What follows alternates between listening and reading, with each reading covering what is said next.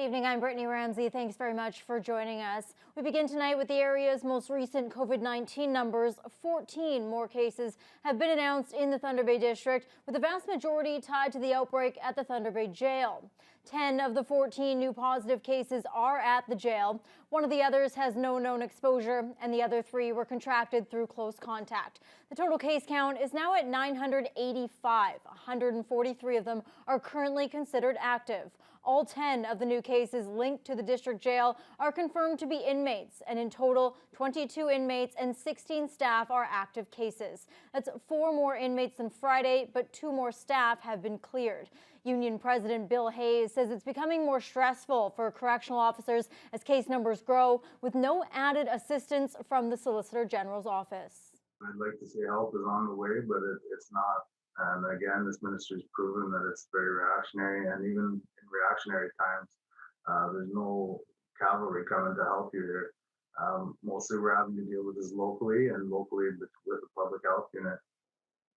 He says while most of the positive cases are coming from the outbreak within the jail, they're also seeing more people come to the jail lately with symptoms. COVID vaccinations are now going full steam ahead at several remote First Nations this week. It's a collaboration between Orange, local EMS staff, the Anishinaabe Nation, and the Ministry of Health, with flights headed to 6 communities earlier this morning. Corey Nordstrom has more. Cheers.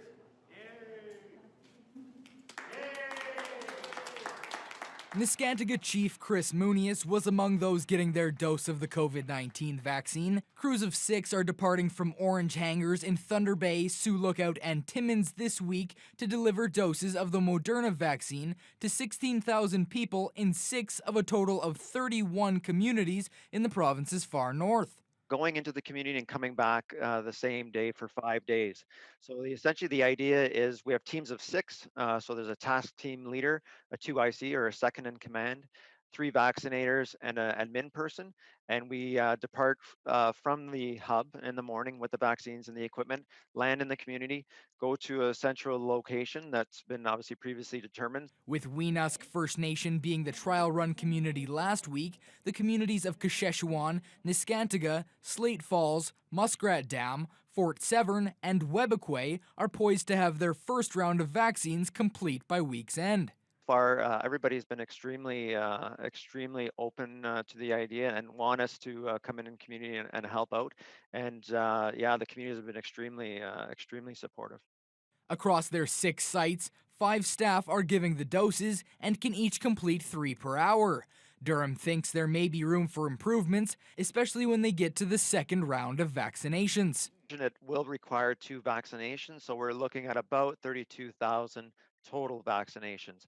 And the operation is running, so we're starting today was the official launch of Operation Remote Immunity. So it'll run from today until about the beginning of April, and that includes both vaccinations. Corey Nordstrom, TBT News. In an effort to allow more Ontario schools to fully reopen to in-class learning, the province is expanding COVID-19 testing for students. It's also going to allow boards to tap into teacher candidates to fill supply roles. Colin DeMello has more. As hundreds of thousands of students in 4 regions of the province return to in-class learning, parents are expressing mixed emotions. Because I'm really concerned about the virus, and at the same time, my daughter she's really excited. I think the normality, yes. I mean, to sit on the computer for 6 hours isn't what I think kids are meant to be. They want to be in school to engage. The Ford government is now considering when students province-wide will be able to return, with the aim of having kids back in the classroom within days. Our goal is to focus on getting the schools open by February the 10th. In order to do that, the province's chief medical officer of health says low community transmission and testing capacity will be key, as well as the opinion of the local medical officer of health. We're asking our medical officer of health, get that in place. Are you ready for, say, for the 10th? If you're all ready, including the hot spots, then we're ready. And a part of being ready to reopen, the province says, is being able to keep an eye on the virus if it spreads in a school. And that means asymptomatic testing. The province has 25,000 PCR tests and 25,000 rapid tests to distribute to schools province-wide, but only if the local medical officer of health deems it to be necessary. We are deferring to the medical expertise of the local medical officer of health. They know their communities, and they will deploy the testing, either or, within schools on a need basis. And today, the province outlined how another $380 million from the federal government will be spent in classrooms. It includes $64 million in health and safety funding, $50 million for portable HEPA filters to improve air quality and ventilation, $60 million for online learning, $80 million to purchase laptops and tablets, $62 million for summer learning programs, and $33 million in additional funding for those hotspot communities.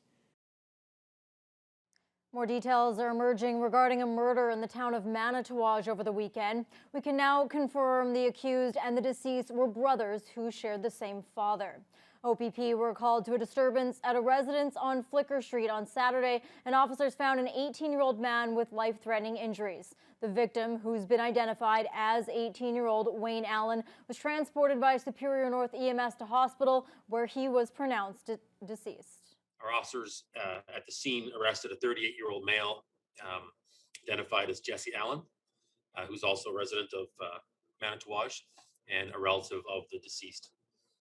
Mr. Allen, Jesse Allen, has since been charged with first-degree murder contrary to Section 235 Sub 1 of the Criminal Code. Mr. Allen was also remanded to custody and is currently being held at the Thunder Bay District Jail. Jesse Allen's next court date is on February 16th. Thunder Bay Mayor Bill Morrow was calling on the province to even the playing field for small businesses during the lockdown.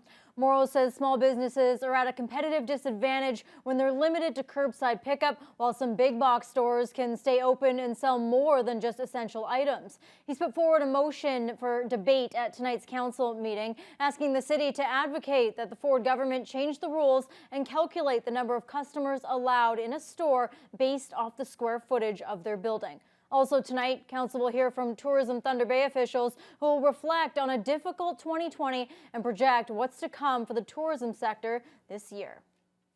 The District Health Unit has given the green light to the new underground gym to open portions of the building for public use, and Peter Panetta is hoping to have the rest of it open once they finish up a few renovations. Patrons have to adhere to COVID-19 protocols, and Panetta says the youth are ecstatic to have a facility once again. Kayla Karim reports. Peter Panetta's new location on East Victoria Avenue was recently cleared to operate as a wellness center under the current COVID-19 health restrictions. This includes offering food and shelter at limited capacity and one-on-one counseling services for youth. However, the gym equipment cannot be used. Panetta says he's hoping to have this new underground gym fully open in about 2 weeks. But first, they need to be granted an occupancy permit by the city after some needed renovations are complete.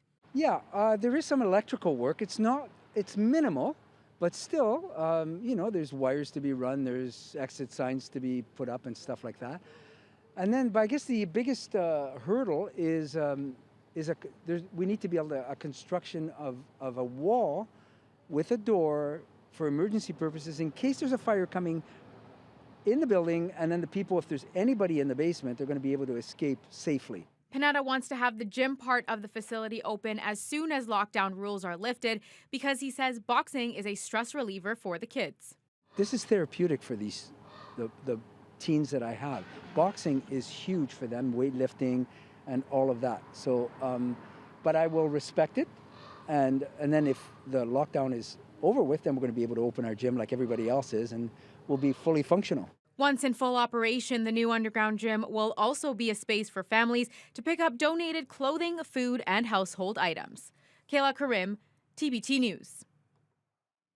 Thunder Bay's NDP member at Queen's Park has had her critic responsibilities adjusted by opposition leader Andrew Horwath. During a Zoom conference this morning, Horwath outlined her party's new shadow cabinet. Thunder Bay Atikokan MPP Judith Monteith-Farrell now has mines as part of her portfolio to go along with the natural resources and forestry. She previously had conservation as part of her critic role, but that has been reassigned. Monteith-Farrell says she's looking forward to the new role and is excited about the mining potential in the region. I'm really excited about this addition. I think it's a really good match.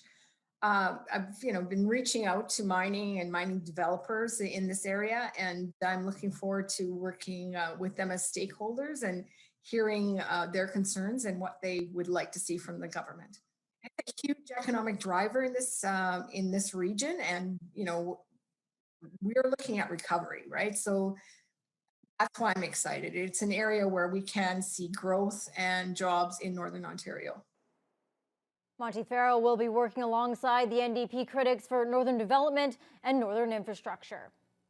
There's been a change in the upper ranks at the Nuclear Waste Management Organization. The agency in charge of creating an underground repository for Canada's nuclear waste has a new vice president in charge of site selection.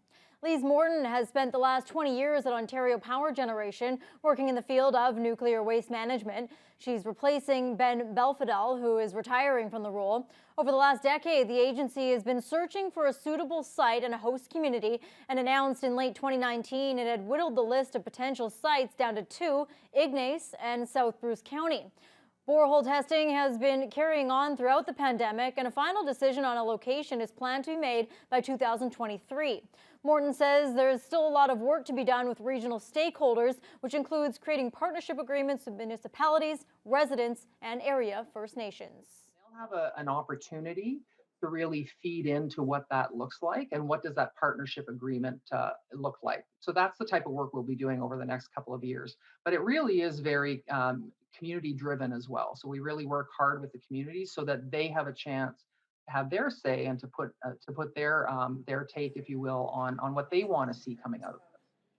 Morton understands there are varying degrees of willingness and knows there are some in the region who oppose the project. She adds COVID-19 restrictions are making it difficult to hold information sessions with the public, but hopes under her lead there will be more creative ways to engage with interested parties. It costs thousands of dollars per month to run ice plants in small town arenas, and with the ongoing lockdown, some communities along the North Shore have opted to close them for the season and set up outdoor rinks instead. Adam Riley has more. Last fall, Council in Red Rock opted to not start its arena's ice plants in favor of an outdoor rink on the town's waterfront installed by Parks Canada, similar to what the agency did last February. However, Mayor Darkees Robinson says that hasn't materialized yet. In the meantime, the town, with the financial donation from the former Red Rock Minor Hockey Association, has installed a small rink at the end of Taylor Street. She adds there's been a lot of support from residents and the community on this endeavor. They've been running hoses from their houses to help with the flooding. The fire department has assisted a few times. We're waiting for them to do one final flood, and then the kids should be able, or families, anybody should be able to go out there and use the rink. Meanwhile, in Scriber, Mayor Dave Hamilton says that community's outdoor rink hasn't been operational for a few years. However, now with the uncertainty around COVID restrictions and a recent boost in popularity, Hamilton is optimistic that it won't be a one-time asset. It's too bad we couldn't have got it up and running earlier, but then with the very warm spell we had, we probably would have lost it anyway. So we'll be looking at what we can do to improve the service for next year. In Marathon, not only is the ice in at the outdoor rink, but the nets are available for use as well. It's a point of controversy right now in Thunder Bay after nets were removed from outdoor rinks across the city due to concerns over public gatherings. But Mayor Rick Dumas feels that won't be a problem in his community. We feel that it's comfortably safe for the youth to get out and enjoy a game of hockey because there's no contact. It's not like your typical hockey game. It's, shinny hockey with a stick and a helmet and a pair of gloves on. So the contact is very minimal, if any, and we're outside and there's enough space. When asked if the Thunder Bay District Health Unit had spoken with the municipality regarding the nets, Dumas says the town has reached out and heard nothing as of yet. He adds this year the town has also increased its skating capacity after carving out a track on nearby Penn Lake. So we can have the hockey players playing hockey on the outdoor rink here, and we can also have individuals who want to go out and enjoy a skate on the outdoor skating service at Penn Lake, and really the community's really embraced that greatly. Dumas says the track is only on the ice this year, but it could expand into the realm of cross-country skating in years to come. Adam Riley, TBT News. It was a pretty comfortable day for a skate today, Fiona.